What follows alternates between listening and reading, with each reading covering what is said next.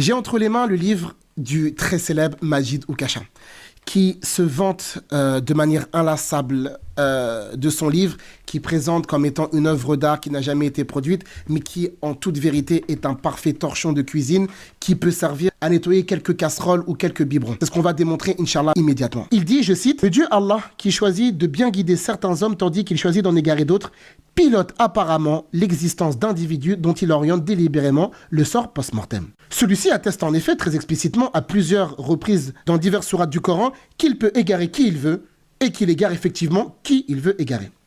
Ceux qui s'entêtent à croire qu'Allah n'égare que ceux qui ont la volonté de suivre un chemin déviant du droit chemin islamique ne font là que prêter des intentions infondées à celui qui sait leur faire prêter ces intentions infondées. Il dit qu'en réalité, toute personne qui dit que dans le Coran, Allah n'égare que les personnes qui veulent l'égarement, il dit que c'est faux, que ça n'existe pas dans le Coran. Mais Majid, où est-ce que tu en es de la sourate 2, verset numéro 26 ? Yudillu bihi kathira wa yahdi bihi kathira. Donc là, ici, il s'arrête en disant, mais c'est ce que je dis, Allah, il égare n'importe qui injustement. Mais lis-nous la suite du verset que tu essayes de cacher à ton public. Wa ma yudillu bihi illa al-fasiqin. Lui, qu'est-ce qu'il fait ? Il coupe en deux. Yudillu bihi kathira wa yahdi bihi kathira. Il dit, bah regardez, vous voyez bien qu'Allah, il égare les gens bêtement. Donc, le sauf que tu as mis, en gros, il est écrit dans le Coran depuis 15 siècles. Donc, en réalité, tu ne sors pas de deux cas. Soit tu es un ignorant, ou soit tu es quelqu'un qui est malhonnête. À vue donnée, je pense que tu réponds aux deux caractéristiques. Où est-ce que tu en es de la sourate 61, verset numéro 5 ? فَلَمَّا زَاغُوا أَزَاغَ اللَّهُ قُلُوبَهُمْ. Où est-ce que tu en es encore de la même sourate 2 qu'on a citée tout à l'heure en type d'introduction ? أُولَٰئِكَ الَّذِينَ اشْتَرَوُا الضَّلَالَةَ بِالْهُدَى. Où est-ce que tu en es encore de la sourate 41, verset numéro 17 فَأَمَّا ثَمُودَ فَهَدَيْنَاهُمْ فَاسْتَحَبُّوا الْعَمَى عَنِ الْهُدَى. Donc en réalité, et ça c'est ce qu'on va développer plus tard dans la vidéo, parce que c'est ce que tu caches dans ton livre, c'est que c'est les gens qui ont choisi la voie de l'égarement, et c'est ce qu'on va démontrer coraniquement exclusivement. Cela fait maintenant près de 10 ans que je ne suis plus musulman. J'ai cessé d'avoir foi en l'islam après avoir sérieusement étudié le puits sans fond que semblent être les textes sacrés du Coran et des hadiths sahih. Donc si tu as sérieusement étudié le Coran, tu devrais savoir qu'Allah n'est pas injuste. Parce que c'est ce qu'Allah nous dit dans la sourate 18, verset numéro 49, et ton Seigneur ne fait d'injustice envers absolument personne. Il y a encore un autre passage dans la sourate numéro 50 que tu devrais connaître. Il y a encore deux textes. Prends la sourate 3, verset numéro 109. Donc ici, on voit bien qu'Allah Azza wa Jal, il n'est pas injuste. Et que si les gens ont été laissés dans leur aveuglément, c'est parce que c'est eux au préalable qui l'ont choisi. On va faire une étude complète. La première des choses, c'est que Allah subhanahu wa ta'ala n'a pas créé le monde pour rien. C'est ce qu'il dit dans la sourate 44, verset 38, dans la sourate 38, verset numéro 27, dans la sourate 75, verset numéro 36, et pour finir, dans la sourate 23, verset numéro 115. Le but de la création, il est connu. La connaissance du Tout-Puissant, sourate 65, verset numéro 12, l'adoration d'Allah subhanahu wa ta'ala, dans la sourate 51, verset numéro 56. Maintenant, qu'est-ce qui va se passer ? Étant donné que Allah subhanahu wa ta'ala est invisible aux yeux des êtres humains, comme ceci a été mentionné dans la sourate 6, verset numéro 103, eh bien, il a quand même pris la décision d'apporter lui-même la guidée. Dans la sourate 92, verset numéro 12, Inna alayna lil huda. Ça veut dire que Allah subhanahu wa ta'ala se porte garant de montrer et d'offrir la guidée à ses créatures. C'est ce qu'il va dire dans la sourate 90, verset numéro 10. Wa hadaynahu najdayn. Wa hadaynahu najdayn. Également dans la sourate 76, verset numéro 3. C'est pour ça que dans la sourate 4, verset numéro 176, Allah dit Yubayyinullahu lakum an tardillu. Allah dit qu'il nous explique les choses afin qu'on ne s'égare pas. Donc comment tu veux que un Seigneur qui se charge de la guider et qui justement montre aux créatures comment prendre le chemin de la vérité et fuir le chemin de l'égarement, mais comment tu veux que lui, il égare injustement les créatures ? La troisième des choses, pour ce faire, Allah, il a envoyé dans toutes les communautés des messagers. C'est ce qu'il a dit dans un passage que toi-même t'as cité dans ton livre. Dans la sourate 16, verset numéro 36, وَلَقَدْ بَعَثْنَا فِي كُلِّ أُمَّةٍ رَسُولًا أَنْ يَعْبُدُوا اللَّهَ وَيَجْتَنِبُوا الطَّاغُوتَ. Donc Allah, il a envoyé dans toutes les communautés un messager afin qu'il explique aux gens comment adorer Allah et justement délaisser le culte idolâtre, païen et polythéiste. À la suite de cela, il y a des gens qui vont suivre et des gens qui ne vont pas suivre. C'est ce qu'on va détailler plus tard. Ce type de versets, on va les trouver également dans la sourate 10, verset numéro 46, dans la sourate 13, verset numéro 7, et également dans la sourate 35, verset numéro 24. Wa in min ummatin illa fiha khala nadhir. Wa in min ummatin illa khala fiha nadhir. Allah, il te dit qu'il n'y a pas une communauté dans laquelle un messager n'est pas passé. Mais si Allah, il veut égarer les gens, mais à quoi bon envoyer des messagers pour qu'ils expliquent la religion? Quatrième des choses, lorsqu'Allah Azza wa Jal, il envoie des prophètes, il simplifie la religion.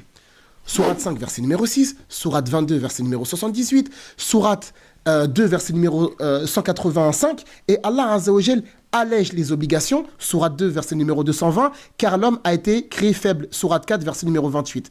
Mais si Allah, subhanahu wa ta'ala, il voulait nous surcharger de recommandations, il l'aurait fait.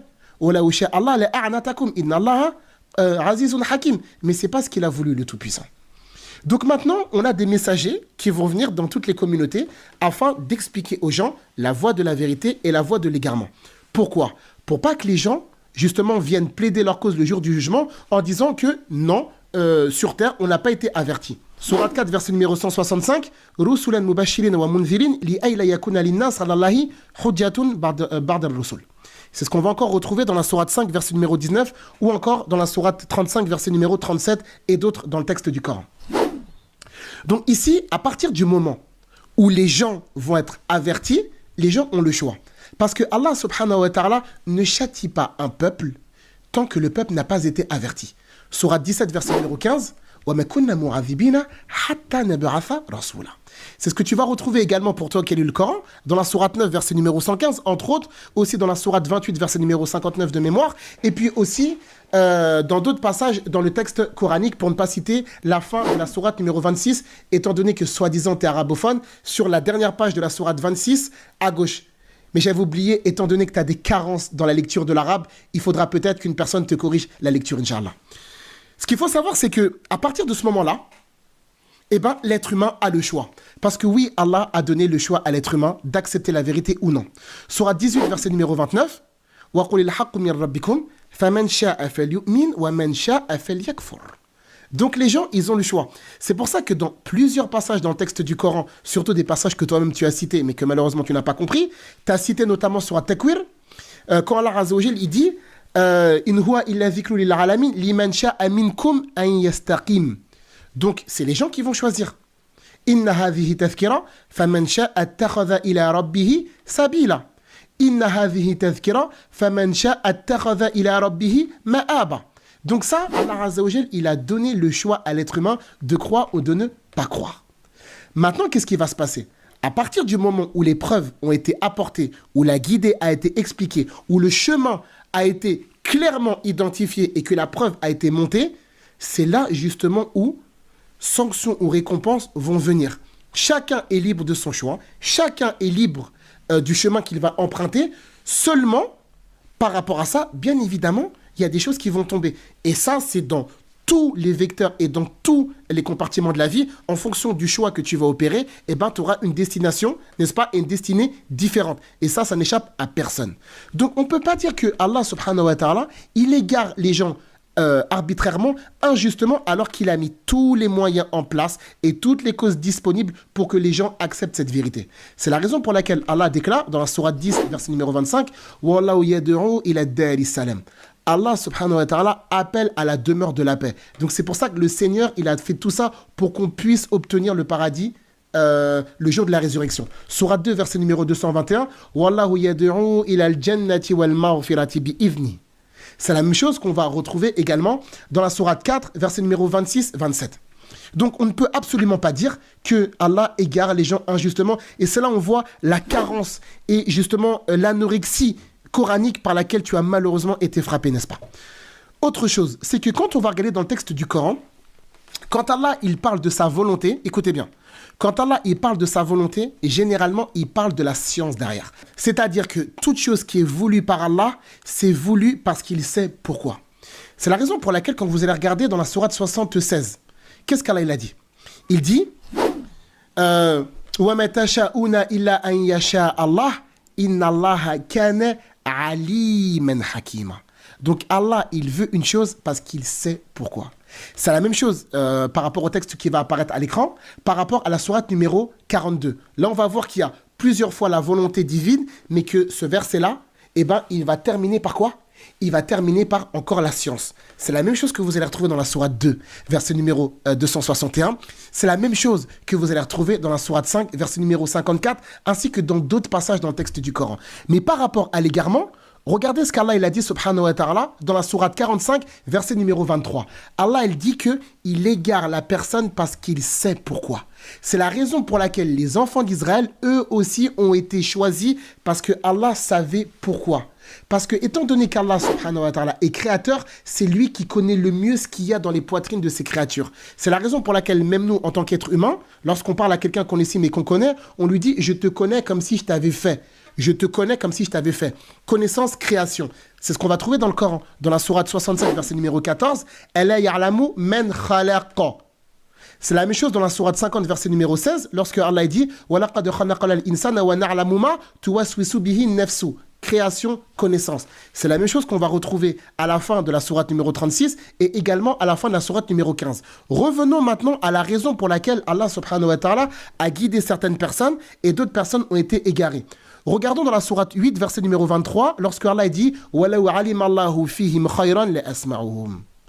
Allah dit que si Allah Azza wa Jal, il avait su que dans leur cœur il y a un bien, ils auraient entendu, ils auraient compris. C'est-à-dire que les gens qui sont guidés, c'est parce que ces personnes veulent être guidées. Les personnes qui sont égarées, c'est parce que c'est des personnes qui le veulent et c'est eux-mêmes qui sont portés vers cet égarement. C'est la raison pour laquelle il y a beaucoup de personnes, lorsqu'on les invite à la foi, ils te disent « je ne veux pas croire, je ne veux pas me soumettre, je fais ce que je veux, vous n'allez pas m'imposer ». Donc vous êtes en train de témoigner contre vous-même que les premiers qui refusent de la guider, c'est vous. Et c'est ce qu'on va retrouver dans le texte du Coran. Donc c'est les gens qui ont voulu ça. C'est la raison pour laquelle même dans le Coran, les gens, lorsqu'ils vont rentrer en enfer, eux-mêmes vont témoigner contre eux-mêmes que c'est eux qui n'ont pas voulu accepter la vérité. Et ça, c'est coranique. Puisque Allah il nous dit dans la sourate 67, mais il y a d'autres sourates dans le Coran qui vont dans le même sens, « Kullama ulqiya fiha fawjun, sa'alahum khazanatuha. Sa'alahum khazanatuha, alam yatikum navir. Qalu bala, qad ja'ana navirun, fakadhabna. وقلنا ما نزل الله من شيء إن أنتم إلا في ضلال كبير وقالوا لو كنا نسمع أو نعقل ما كنا في أصحاب السعير. » Et Allah il dit فاعترفوا بذنبهم. Donc ils ont eux-mêmes, n'est-ce pas? Ils ont eux-mêmes reconnu contre eux-mêmes que c'est eux qui ne voulaient pas. C'est la raison pour laquelle on a dans beaucoup de passages des gens qui vont témoigner contre eux-mêmes le jour du jugement dernier. Donc si les gens qui vont eux-mêmes recevoir le châtiment reconnaissent contre leur propre personne que c'est eux qui ont choisi cette situation, c'est pas toi qui vas venir vivant dire non mais c'est injuste. Donc en fait en réalité quand on lit ce type de livre et quand on voit ce type on va dire de sottise et de manque de maîtrise coranique, c'est étonnant qu'on mette sur le devant de la scène des incompétents et des incapables de cet acabit. C'est étonnant, c'est sidérant et c'est effarant d'assister à une islamophobie aussi légère et aussi faible et lâche. Et c'est la raison pour laquelle tu ne veux pas faire de débat contre les musulmans. Parce que tu sais très bien l'issue de ces débats-là. Tu sais très bien que tu vas te faire dévoiler. Tu sais très bien que cette supercherie et que cette imposture manifeste prendra fin. C'est la raison pour laquelle tu prétextes le fait d'avoir peur et de craindre pour ta sécurité, alors qu'avant toi, beaucoup d'islamophobes, beaucoup plus virulents que toi, sont venus débattre avec nous et aujourd'hui, ils continuent de poster leur contenu islamophobe sur Internet, ce qui est bien la preuve manifeste qu'on n'a jamais levé le petit doigt contre eux. J'espère que cette vidéo vous aura été utile, profitable et bénéfique. Je vous donne rendez-vous, Inch'Allah, pour la prochaine vidéo. Barakallahu fikum. Wassalamu alaikum.